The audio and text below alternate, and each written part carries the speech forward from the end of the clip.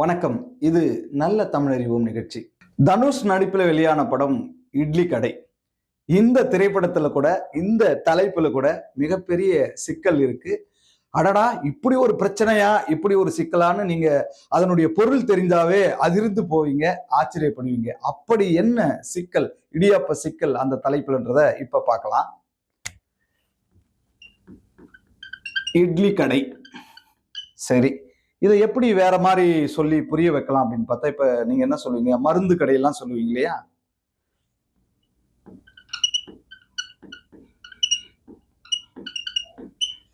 இன்னொன்னு, அன்றாடம் புழக்கத்தில் பழக்கத்தில் வழக்கத்தில் நாம தேடி நாடி ஓடி போறது எது?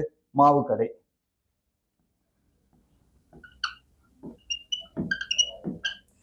இப்ப பாருங்களேன், இந்த இட்லி கடை, மருந்து கடை, மாவு கடை இப்படின்னா என்ன பொருள் தெரியுங்களா உங்களுக்கு?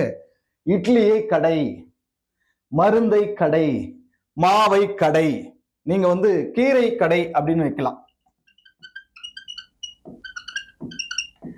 இங்க என்ன பண்ணலாம், நம்ம கீரைய கடைய முடியும், மாவை கடைய முடியுமா?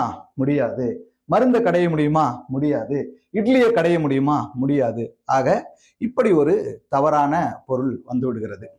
அப்ப இதை எப்படி சரியா பயன்படுத்தணும், இலக்கணப்படி எது சரியானது அப்படின்னு பாத்தீங்கன்னா, இட்லி கடை இக்கு வரணும். அதே மாதிரி மருந்து கடை,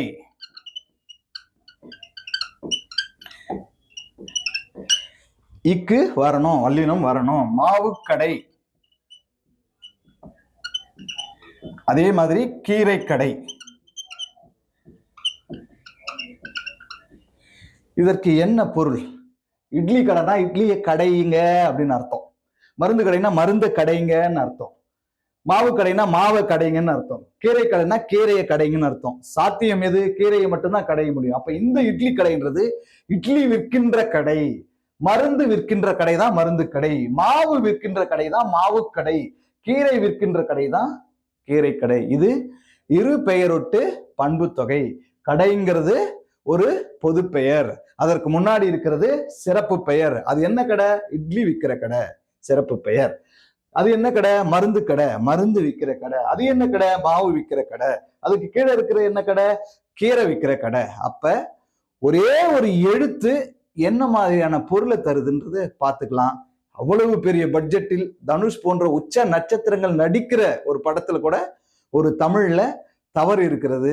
அறிந்து கொள்வோம், தெரிந்து கொள்வோம். தமிழில் தலைப்புகள் மட்டுமல்ல, திரைப்படங்களுக்கும் அந்த தமிழில் சரியான தலைப்புகள் வைக்கிற ஒரு ஆர்வத்தை நாமும் விதைப்போம். நாளும் நல்ல தமிழ் சொற்களை அறிந்து கொள்வோம், புரிந்து கொள்வோம், தெரிந்து கொள்வோம். நன்றி, வணக்கம்.